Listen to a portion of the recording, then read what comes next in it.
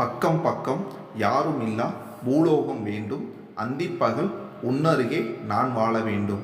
என் ஆசையெல்லாம் உன் நெருக்கத்திலே, என் ஆயுள் வரை உன் அணைப்பினிலே. வேறென்ன வேண்டும் உலகத்திலே, இந்த இன்பம் போதும் நெஞ்சினிலே. 7 ஜென்மம் வாழ்ந்து விட்டேன். விஜயுடன் கல்யாண ஏற்பாடுகள் பற்றி போனில் பேசிக்கொண்டிருந்த ராஜி பாடல் சத்தத்தை கேட்டு, என்ன நீ நம்ம மகியா பாடுறது என்று கேட்டார். ஆமா நீ, அவதான் ஆஃபீஸ் கிளம்பிக்கிட்டு இருக்கா. ஓ சரி சரி, ஒரு நிமிஷம் அப்படியே லைனில் இருங்க என்றவரை வெளியில் தோட்டத்தில் நின்று கொண்டிருந்த ராமின் காதில் வைத்தார். திடீரென்று கேட்ட பாடலில் குழம்பியவனுக்கு தன்னவளின் குரல் என்றதும் தானாகவே புன்னகை அரும்பியது. கேட்டு மெய்மறந்து நின்றவன் விஜயின் குரலில் நிஜ உலகிற்கு வந்தான். அவசரமாக தாயிடம் போனை கொடுத்துவிட்டு அவர் கன்னத்தில் இதழ் பதித்து, தேங்க்ஸ் மை டியர் ராஜி என்றவாறு தன் அறையை நோக்கி ஓடினான் மகியிடம் பேசுவதற்காக. ஹே குட் மார்னிங் ராம், உங்களைத்தான் நினச்சிக்கிட்டு இருந்தேன், கால் பண்ணிட்டீங்க என்றான்.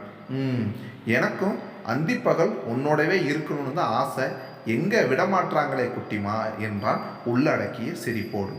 நான் என்ன சொல்கிறேன், நீங்கள் என்ன பேசுகிறீங்க, எனக்கு ஒன்றும் புரியலை என்றான்.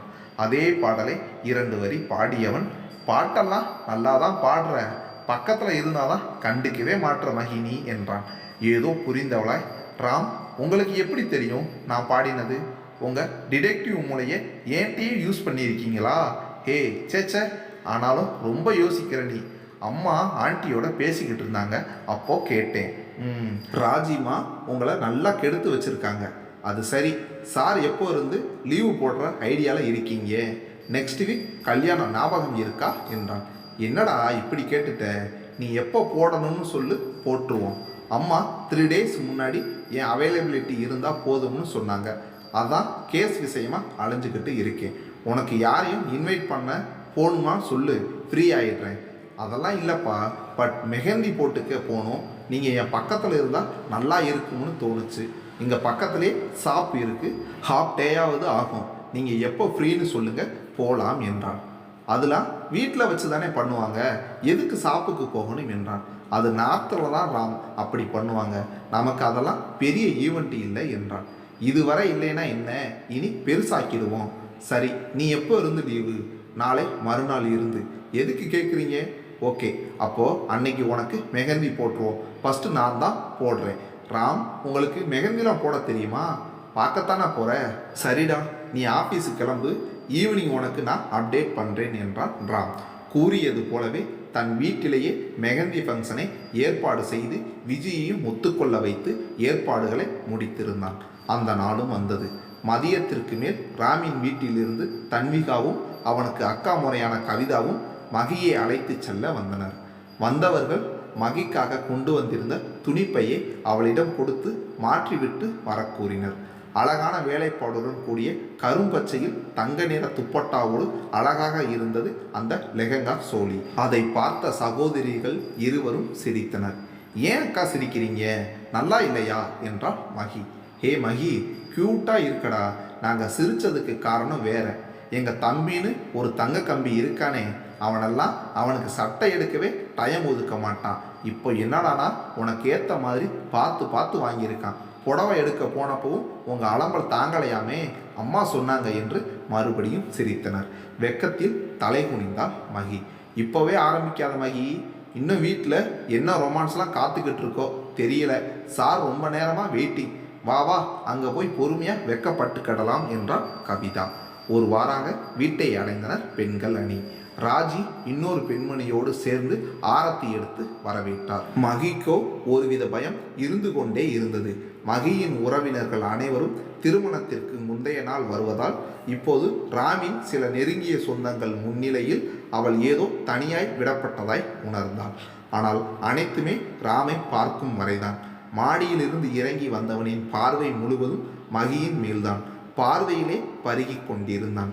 அங்கிருந்த இளவட்டங்கள் 2-3 பேர் ஓவென்று ஆர்ப்பரித்தனர். ராஜி மகிக்கும் விஜிக்கும் ஒவ்வொருவரையாக அறிமுகப்படுத்தினார். ராஜுவோடைய அக்கா, ராமின் பாட்டி, ராமின் அத்தை என அனைவருமே அவளிடம் அன்போடு பழகினர். அதைவிடவும் அவளது அன்னையை அவர்கள் ஒதுக்கிவிடவே இல்லை. மகிக்கு அதுவே திருப்தியாக இருந்தது. அனைத்து ஆர்ப்பாட்டங்களும் முடிந்து ஒரு வழியாக மெகந்தி ஆரம்பமானது. இவ்வளோ பேர் இருக்கும்போது ராம் வந்து தன் அருகில் அமர்வான் என எண்ணுவது முட்டாள்தனம் என்று தெரிந்தாலும் அவள் மனம் அவனையே நாடியது. எனக்காக இவ்வளோ பண்ணியிருக்காரு, அதுவே பெரிய விஷயம். நாம் இப்படி முகத்தை உம்மன்று வைத்திருந்தால் நல்லா இருக்காது என்று சற்றே தலை நிமிர்ந்தவள் கையில் மருதானையுடன் தன் அருகில் வந்து அமர்ந்தவனை பார்த்து வாயடைத்து போனாள். அனைவருக்குமே ஆச்சரியம்தான். தன்விதான் ஆரம்பித்தாள். டே ராம், நீ என்ன பண்ண போற? அழகாக மெகந்தி வரையணும், நீ ஏதாவது கிறுக்கி வச்சிடாத, தள்ளு, அவங்க போடட்டும் என்று. ஹேய், என் பொண்டாட்டிக்கு நான் தான் முதல்ல போட்டு விடுவேன் என்றான். மறுபடியும் அங்கே இலசுகளின் ஆரவாரம். பெரியவர்களோ தங்களுக்குள் சிரித்து கொண்டனர். பரணி ராமை அழைத்து, டேய், இருந்தாலும் இப்போவே மகிக்கு நீ இவ்வளோ ஐஸ் வைக்கக்கூடாதுடா என்றான். ராமின் அத்தையோ, டேய், கல்யாணத்துக்கு அப்புறம் காலம்புறா உன் பொண்டாட்டிக்கு மருதாணி வச்சு விடு, இப்போ இடத்த காலி பண்ணு என்றால் சிரிப்பாய். யார் என்ன கூறியும் ராம் விடுவதாய் இல்லை. இதனை கண்ட ராமின் பாட்டி, அவன் பிடிவாதம்தான் எல்லாருக்கும் தெரியுமே, கல்யாண பொண்ணு மருதாணி வைக்கிறதே புருஷனுக்காகத்தான், அது எப்படி இருந்தா என்ன, நல்லா சிவந்தா போதும். டே ராம், நீ வைடா என்றால் அசால்ட்டாய். லவ் யூ மை காயு டார்லிங் என பாட்டிக்கு பிளேயிங் கிஸ் கொடுத்தான். அடிபடவா, போடா சீக்கிரம் ஆரம்பிச்சு வை என்றால் நம்மோடு சூப்பர் உமன் காயு.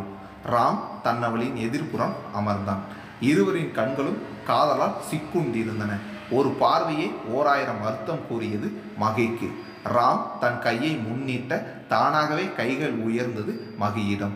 5 நிமிடங்கள் என்ன நடந்தது என்று எதுவும் தெரியவில்லை மகிக்கு. கைகளை விடுவித்த நேரம் சுய நினைவிற்கு வந்தவள் கையை பார்த்தாள். அழகான 2 பூக்கள், அதனை இணைப்பது போன்று ஒரு கொடி. பூக்களின் இதழ்கள் ராம் மகி பெயர்களை தாங்கி இருக்க கொடியின் மேலே லவ்ஸ் என்று எழுதியிருந்தது. பார்த்தவர்கள் அனைவரும் ராமை பாராட்ட தன்னவளின் பதிலுக்காக அவளை நோக்கியவனுக்கு அவளின் கண்களே பாராட்டு பத்திரம் வாசித்தன. டேய், கூடவே தானடா சுத்துற, அப்புறம் எப்படி மச்சா இதெல்லாம் என்றான் பரணி. அதெல்லாம் பை பெர்த் டேலண்ட் இருக்குடா, நீயும் லவ் பண்ணு, பல திறமைகள் வெளியே வரும் உனக்கும் என்றான் ராம். சிறியவர்களின் ஆட்டம் பாட்டம் என திருமண வீட்டிற்கே உரிய அத்தனை கலைகளும் அங்கே அரங்கேறி இருந்தது. கல்யாண தேதி வந்து கண்ணோடு ஒட்டிக்கிச்சு. பெண்ணெஞ்சில் ஆனந்த கூத்தாச்சு, பாருங்கடி பொன்ன பாருங்கடி, வெக்கத்தில் அவ கண்ணும் செவந்திருச்சு என்ற பாடலுடன் ஆடிக்கொண்டிருந்தனர்.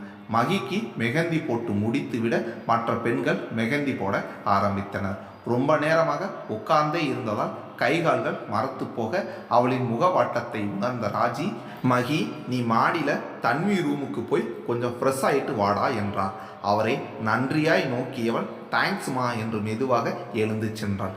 வெளியே ஃபோன் பேசியவாறே அவள் மாடிக்கு செல்வதை கவனித்தவன் 10 நிமிடம் கழித்து ஃபோனை வைத்துவிட்டு உள்ளே வந்தபோதும் இன்னும் அவள் கீழே வரவில்லை என்று உரைக்க உள்ளே செல்லாமல் நேராக மாடிக்கு சென்றான். அங்கிருந்த சேரி சோர்வாக அமர்ந்திருந்தான். ஹே குட்டிமா, என்னாச்சு? Are you alright? ஒன்றும் இல்லை ராம், ரொம்ப நேரம் உட்காந்துருந்ததால கால் மரத்து போச்சு, அதான் ராஜிமா ஃப்ரெஷ் ஆகிட்டு வான்னு அனுப்பி வச்சாங்க. தண்ணி தாகமாக இருந்தது, கையில் மெகந்தி வேற காயலை, கீழே போகலாம்னு நகர்ந்தப்போ மறுபடியும் கால் வலிக்க ஆரம்பிச்சிடுச்சு, அதான் அப்படியே உட்காந்துட்டேன் என அவள் கூறி முடிப்பதற்குள் அருகில் இருந்த அறையில் இருந்து தண்ணீர் பாட்டிலை எடுத்து அவளை குடிக்க வைத்தான்.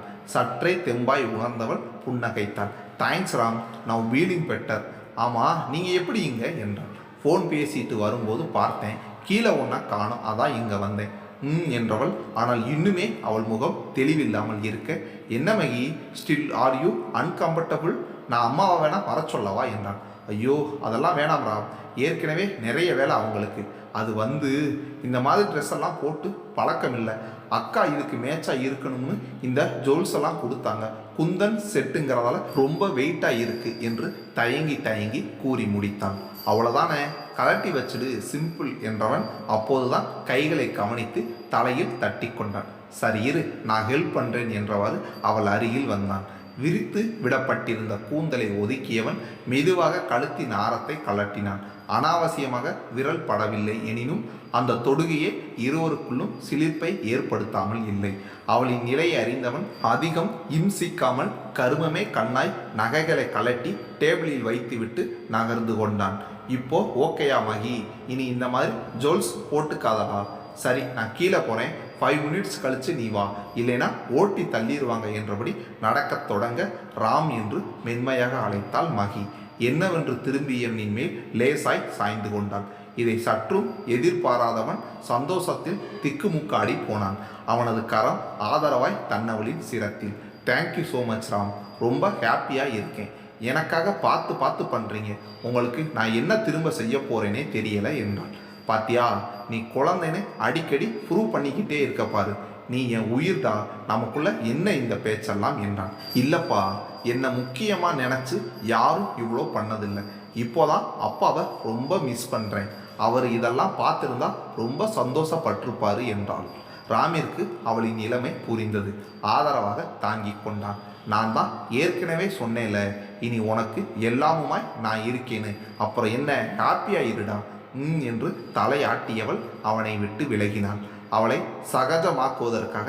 ஆனால் குட்டிமா, உன்னை இப்படி பக்கத்தில் வர வைக்கிறதுக்காகவே உனக்கு அடிக்கடி சர்ப்ரைஸ் கொடுக்கணும் என்றான் சீரியஸாய். வெவ என அழகு காட்டிவிட்டு கீழே ஓடிவிட்டாள். இவ்வாறாக இனிமையாய் பொழுது கழிய இரவு மகியும் விஜியும் ஹாஸ்டலில் விட்டு வந்தான் ராம். எவ்வளவு கூறியும் அவர்கள் வீட்டில் தங்கிக் கொள்ள மறுத்துவிட்டார் விஜி.